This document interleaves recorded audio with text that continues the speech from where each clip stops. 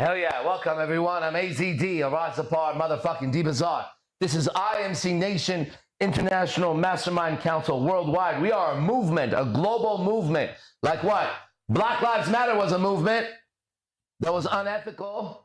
You get what you deserve, okay? Save the Sea Turtles was a movement. Global warming was a movement. Gandhi was a movement. Martin Luther King was a movement. Civil rights was a movement, right?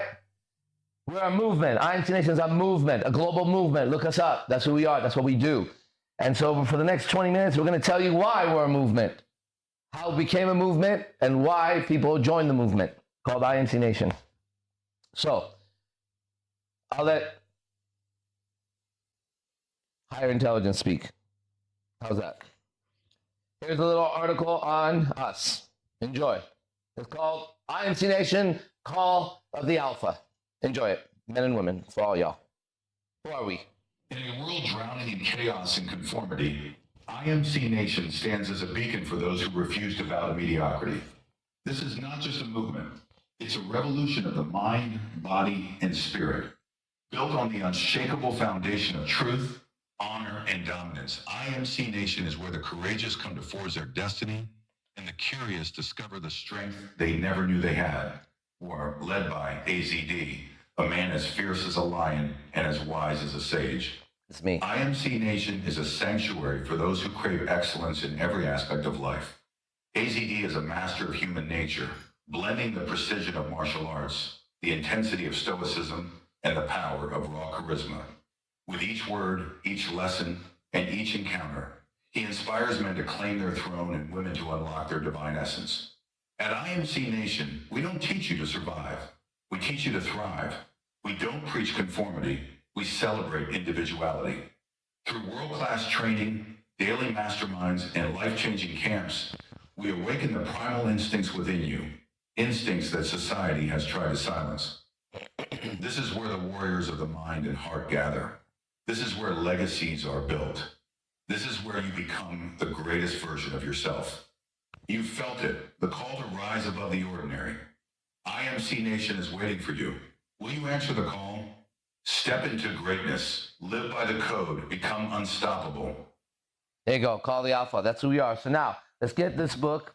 It's $10. You all should have it because it's our philosophy, okay? A bunch of our philosophies in this, called Breathing Truth. And so now we're going to go here. Ready?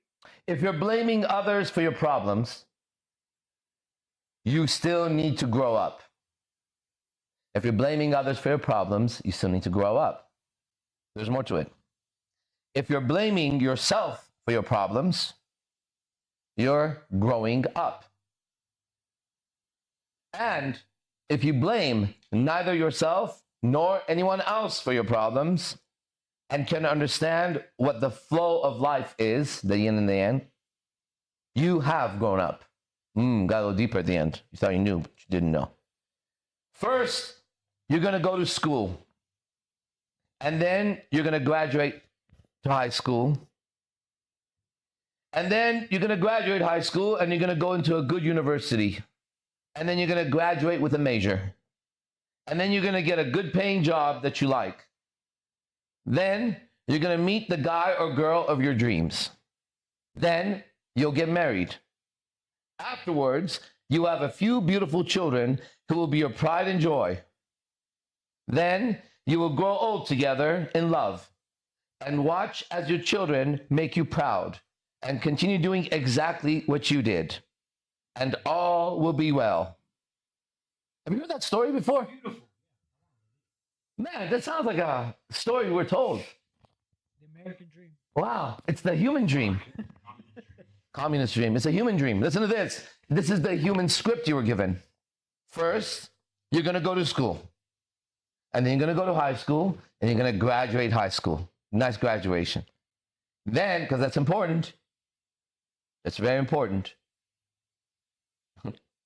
Then you're going to go to a good university. And then you're going to graduate with a major. And that's really important. It's a very big day. Very, very big day. Why? Because you're doing the human script. So you must be rewarded. Then you're going to get a good paying job. Nice. You're not going to go invent something or go follow your passions and create something. You're going to go get a good job. Good for you. You're going to get a good paying job that you like.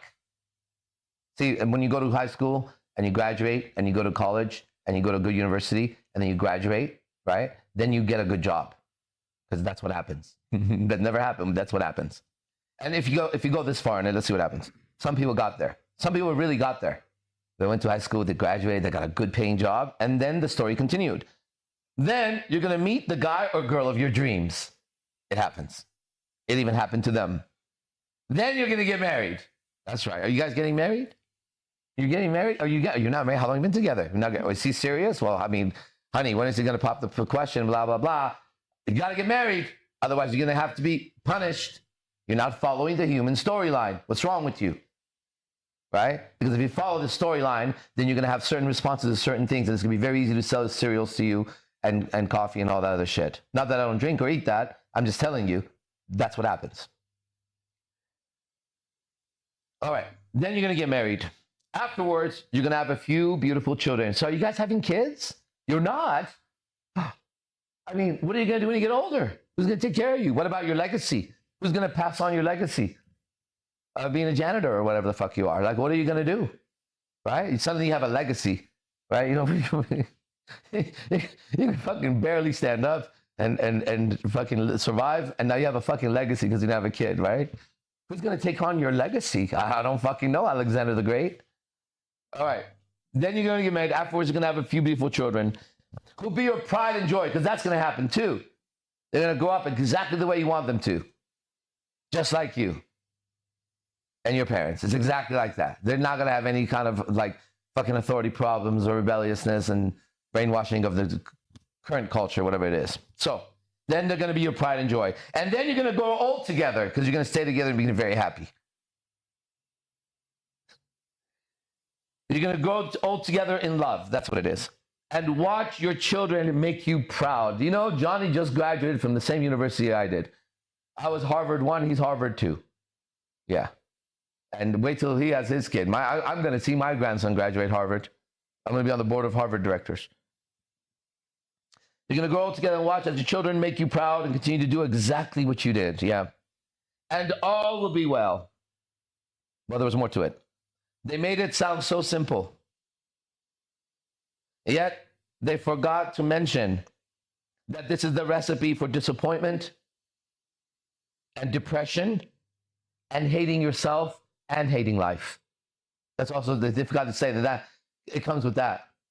You're going to be depressed. You're going to hate your life. You're going to hate everything. Oh, it's so simple, Johnny. How about they wake the fuck up and take a fucking look at life instead of just spew their bullshit they were brainwashed into believing, right? Like the same dad and the same mom who goddamn well knew the worst thing they ever did was to have a fucking kid, you, and get married, was pushing marriage on you, right? The same fucking dad who ended up graduating and then living out his life, working some job, and then wondering if a younger person is going to come get the job, because that's what happens when you have a job, just so you know. A younger generation with the new technology takes your job at some point, and then you become the old guy, and then you work in the mailroom. Okay, literally, I know this. And so they forgot to tell you that, and they forgot to open their fucking eyes. They just said the next thing, the next thing, the next thing, because why? They were brainwashed. Not only that, they were punished and rewarded all throughout their lives, right? Every time they complied, they got reward by society, right? They got welfare, they got fucking whatever the fuck they got, right? Somebody came in and said, oh, it's okay that you're a piece of shit, right? We want you to be a piece of shit so we can control you, okay? And if you're old enough to be in this, watching this, you know that control has been a fucking subject in your life, hasn't it? God damn, it's been a fucking subject in your life. So now, our process of self-evolution, right? This is what we do. That's why we're a movement of individuals that evolve, right? We don't preach conformity. We preach individuality, okay? And you go, well, no, you guys, no. There's rules and regulations in any group, you dumb motherfucker, okay? Just go into nature and watch any wolves.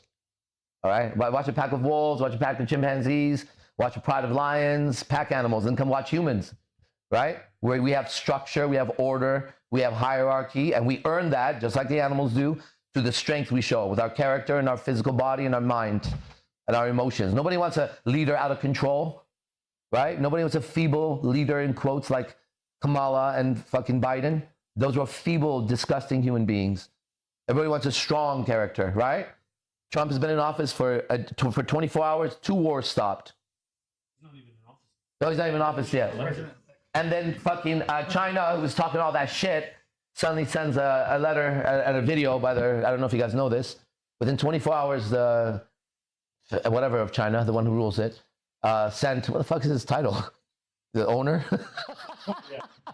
The owner of China, he sent a video congratulating the president and saying that he's looking forward to a very peaceful this and that and friendly ties and working together, and just change the whole tune. They were literally saying, America, will fuck you up in a minute, right? And then, you know, I read today that Trump said to Iran, which is the country I'm from, let me just do the ratio. If I have 10 family members here, I have 100 over there, at least, okay? It's like that many difference of people that I grew up with versus people here. Okay, I was born into a fucking herd of fucking families.